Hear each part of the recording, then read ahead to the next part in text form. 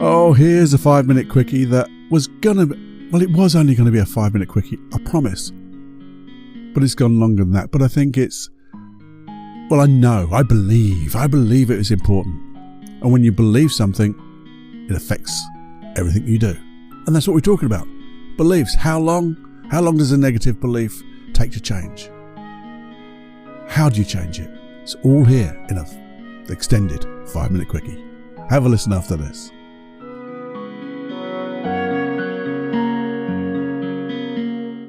Hey, for those of you who don't know what this podcast's about, well, it's all about obviously personal development. Unplugged. Why unplugged?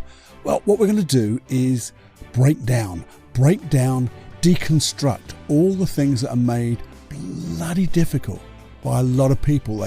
They tell you what they're doing, but they don't tell you how they did it. And that's what we're going to do. Break down what they do into the hows and make wonderful changes. There'll be things that are stopping you, and we'll be helping you find out why that's happening and how can you change that. Because when you do, dreams become reality, and you then become a dreamer of big dreams, creating the most wonderful, brightest, most exciting new reality you can ever find. Anyway, that's it. Who am I? I'm Paul Clough. I'm an NLP trainer, a master hypnotist. I do all sorts of things that will blow your mind. Come and enjoy it with me.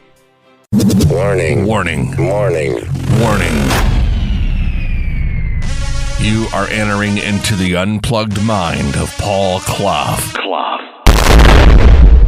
Too late.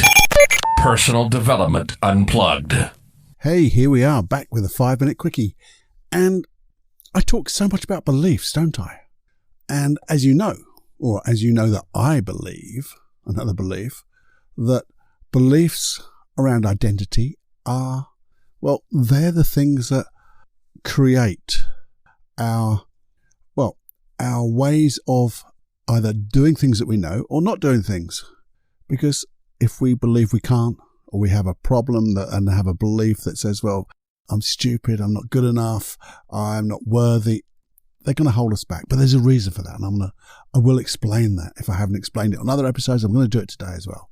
But you see, on my coaching calls, I often have people worry about they have a belief.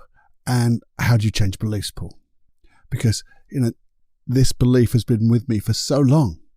It's below the surface, because the way I work is it's not just that general belief at the top, which is where the belief has been generalized into different areas of your life. You have to come down, get very specific to find that one belief. If it's a negative belief, that is, or we'd like to call it a limiting belief. If that limiting belief, we can get it so specific, when changed, it will then generalize in all those other areas and change your life completely. Because some beliefs are absolutely awesome. Others, well, trying to do a good job for us, but, well, they're not anymore. Maybe they're no longer appropriate. Or other beliefs are, well, they're just damn plain wrong. But they're only wrong because we haven't found what the true belief is or what the true facts are. I've even seen on forums for hypnotherapists saying, oh, can we really change a core belief? Because core beliefs, well, they're so deep. We've just labelled them core. All beliefs can be changed in a second. Some take a little bit of time to change, but when they change in a second. Because what are they? They're simply beliefs. It's what we believe at a given point in time on the data that we've had, or our unconscious mind way back when we had very little wisdom, very little experience, decided to do something for us with that wonderful positive intention, and gave us this, maybe a belief at the time, which was there to protect us, but now, years later, we've still got it, and it's no longer appropriate anymore. Now, you see, as I said, some of them are they serve us so well. I mean, honesty, helping others, selfless service, love, all beliefs around those type of values, moral values, are awesome, aren't they? But the thing is, some people go, I'm a real honest person. But when it comes to their tax returns, maybe they're not quite as honest, or maybe when they do things. So sometimes we have this belief, but sometimes maybe we're just saying it for ourselves. And I think they're the ones that we need to look at because they're the ones that we can't fool ourselves. So we might say it one way but do something differently. But the thing is, we've seen it, where people know that love is, and beliefs around love can be awesome. Loving somebody else, selfless love. Problem is, sometimes I've had clients that believe love can also include physical and verbal abuse, because when they were young, they were told how much they were loved, but they were also physically and verbally abused, because that was what their parents were used to. And it's only when they find somebody who is loving in, I'm going to call it the real loving way, they suddenly realize it's different. Maybe my old belief was wrong. And then they can change. How do they change? In an instant. That's how long. Just needs that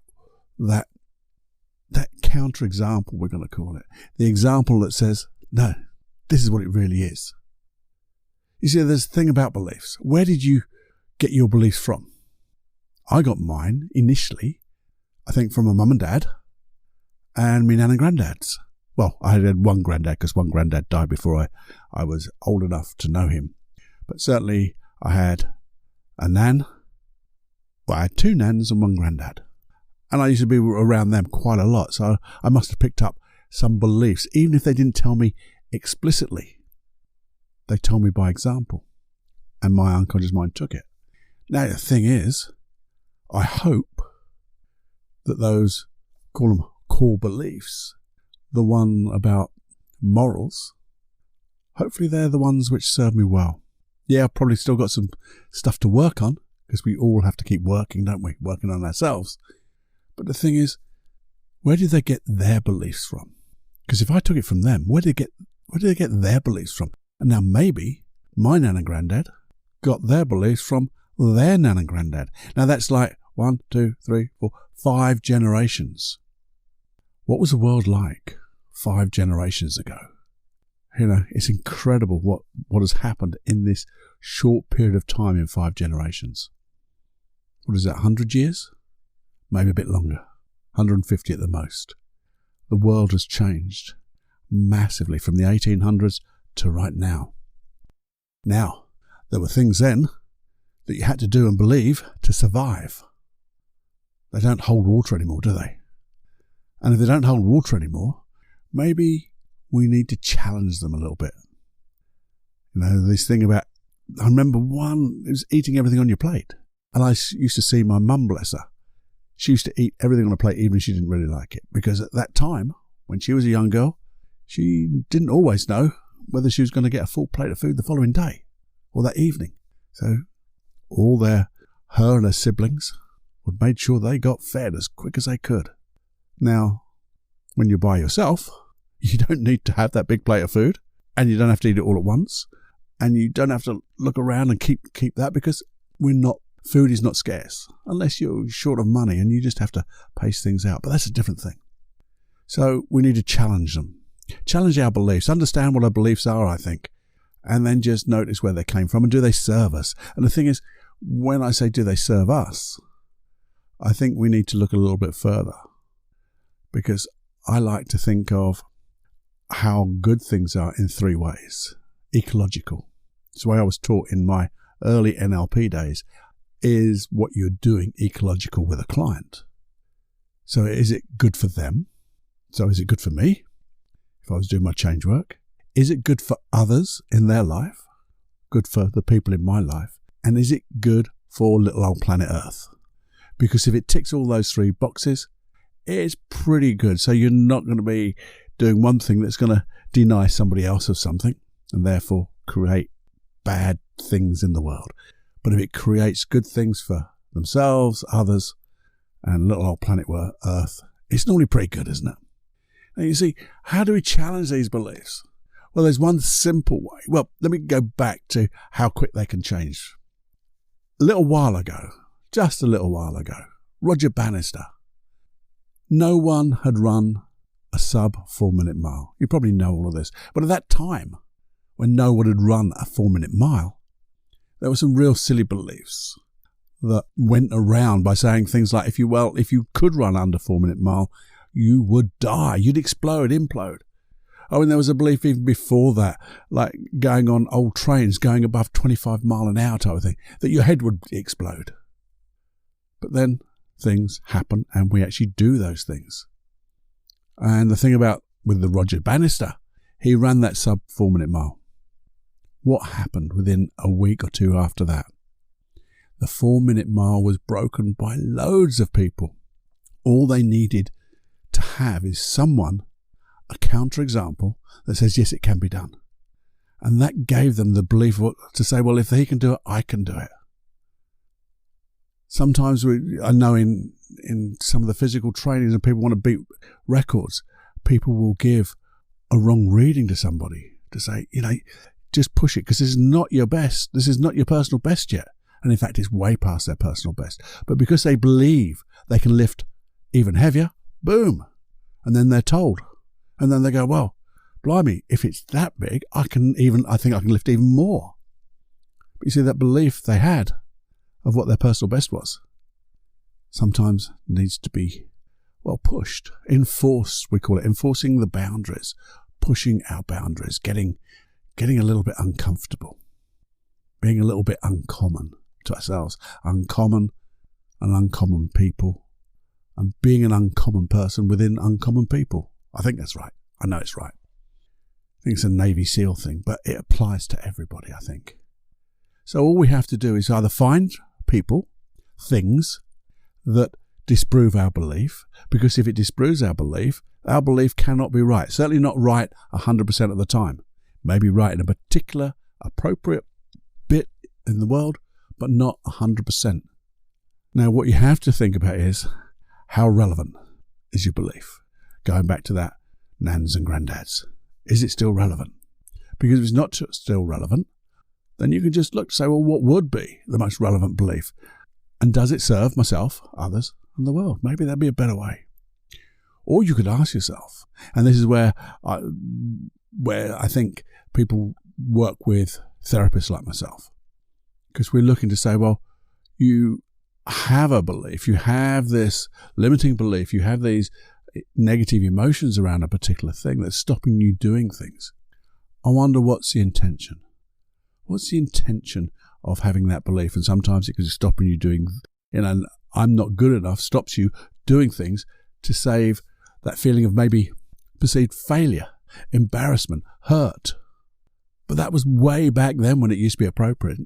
Now when you can access a wonderful array of experiences, skills and positive beliefs, you suddenly find you could do that and still remain safe, still be protected, and get in your unconscious mind to learn about that conflict. And when it learns about the conflict, learns about and takes a positive learnings from that very first event, guess what?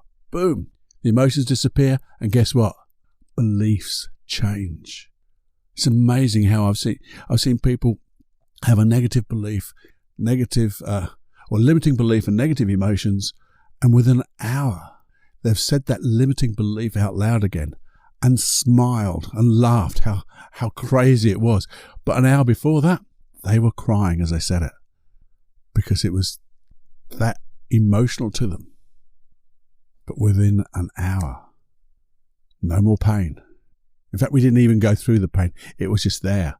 But it was like an understanding. And once we learned from the unconscious mind, from the very first root cause, things just got released. And they would say, I'd ask them, what is your new belief about yourself? And they'd come out with something and they'd go, and I believe that, Paul. I really believe that. Oh, man, I can do anything. So one of the ways you can look at your beliefs, if it's not a big issue, but it's just something that you need to change, it's holding you back. One of the things I always ask people to do, and you've heard it here on this podcast before, is get your old Jenny journal out. Write what you think the belief is at the moment, that limiting belief, so you can understand it. Because if it's in your head, you're swirling around, that's what it is. It's just swirling around, and it's hard to get hold of it. Put it down on paper, because sometimes even just putting it on paper, you go, hey, that's not right, that's dumb.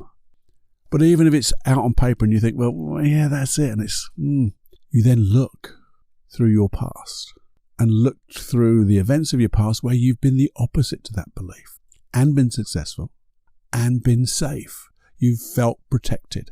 And sometimes people say, well, I didn't feel protected, but I would say, well, did you feel unsafe then? Say, oh, no, not at all. And that's the thing. You only feel unsafe. You don't necessarily feel completely safe, because once you feel completely safe, that's what you just are. That's normal, because you're accessing all the things that you need. But I just wanted to give this little bit of understanding, I think, to say, well, if you do think you have a limiting belief, and I know we all do somewhere along the line. They don't have to be big ones, but sometimes we have this little limiting belief that's trying to protect us, no longer appropriate, and we need to change it. And you hear stories going, oh, it takes years and years and years. Well, it doesn't have to. It doesn't have to at all. Here, that's a couple of skills to do. Just understand if it's appropriate, where did it maybe come from, and realize then that it's no longer appropriate right here in this current climate. Or find those counterexamples, the exact opposite, when you were the exact opposite and felt good and felt successful and felt okay and protected and safe. Because again, once you find that counterexample, the original belief cannot be 100%. It cannot hold water anymore. It's got to leak. It's got to be, the model of your world is loosened, as it were, around that belief. And generally they just disappear then, because then you can start to say, well, what would be a better belief? What would be a better belief to keep me safe, protected? And then if it's a little bit more than that, well, you know what I always say, go and be, or do what I do sometimes. I go and ask my sons to help me sometimes. I don't tell them the whole problem, because I don't like putting things onto my son or my sons. But I ask because I get a little bit lazy. But it's not really lazy. It's allowing them to do their stuff, which I really trust, and also allow me to do my stuff without thinking about the process itself. But generally, I work on myself, by myself. I do the type of things that are in the hypnosis tracks that I've given you. They're completely free, remember? Complimentary from me, Old Cluffy. Where'd you get them? paulcloughonline.com/podcast. Go and sign up. They're all there, 45 plus of them. You can have a great time there.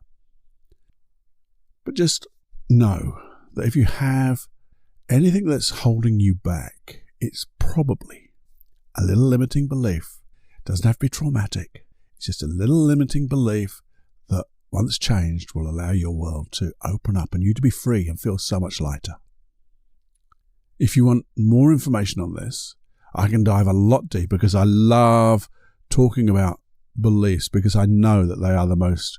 I know when I'm working with a client, if I find that limiting belief, and it's a limiting belief about their identity, I'm not, or I can't, we're going to resolve this quickly. I always know that we're going to resolve this quickly, and it's going to be easy, and it's going to change their world. And that's why I really believe that you should look at the things that you're not doing, that you really want to do, and what do you believe about yourself? And then just go through this. Where did it come from? Is it still appropriate? What would be a better belief? What are my counterexamples? And then if it's affecting you even more than that, as I say, one-to-one, find a great hypnotherapist that does NLP, timeline therapy, hypnosis, and you'll be good to go really quickly. Anyway, that was my 5-minute quickie, which is probably going to take about 15 or so minutes. But I think it's worthwhile. But as I say, if you'd like to learn a little bit more about beliefs, we can, and I probably will anyway, but if you do, if you have a belief that is sticking, a little bit stuck, just send me an email, feedback@personaldevelopmentunplugged.com. You don't have to say much about it. Just say, here, Paul, this is the feeling I get, and this is the belief I think it's about. And we'll work out a podcast for you. Totally anonymous. And I know that if you have it, probably it will be similar to other people's, and they're going to get a great benefit from it too. Plus you get a great benefit too. And I get a great benefit because I love researching, getting new ways, all the ways that I know already. And we can go through that. Anyway, I hope you enjoyed this very long 5-minute quickie. Enjoy every heartbeat. Bye-bye now. Hey, don't you just hate selling your own stuff? I know I do. I can sell things. I've got all those techniques and things like that, but that's not about selling my own stuff. But I do need to let you know, we've got a lot of free hypnosis tracks, over 40 hypnosis tracks at paulcloughonline.com/podcast. But on top of that, there are some premium hypnosis tracks together with 2, I think, really quite good. Well, not quite good, Paul. They are good, effective things that work.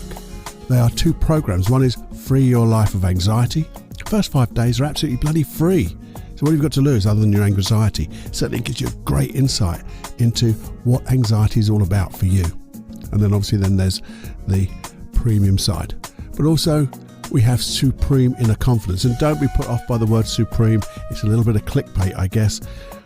It's just about having supreme inner confidence in yourself, where you have that inner strength, that inner confidence, that inner competence.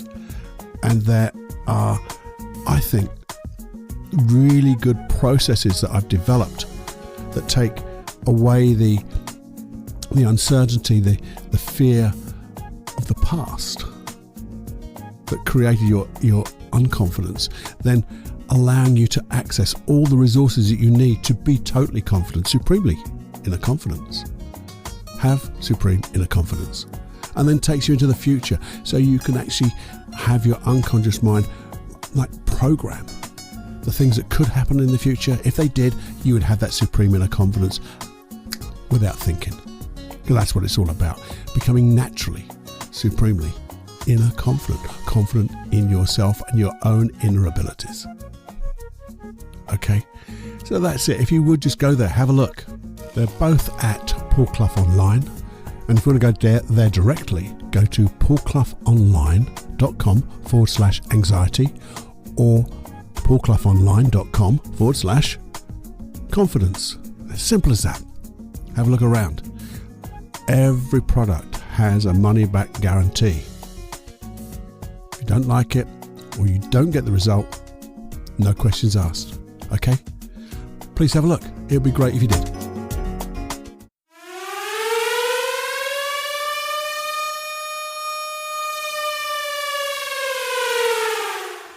Warning, you are now leaving the unplugged mind of Paul Clough.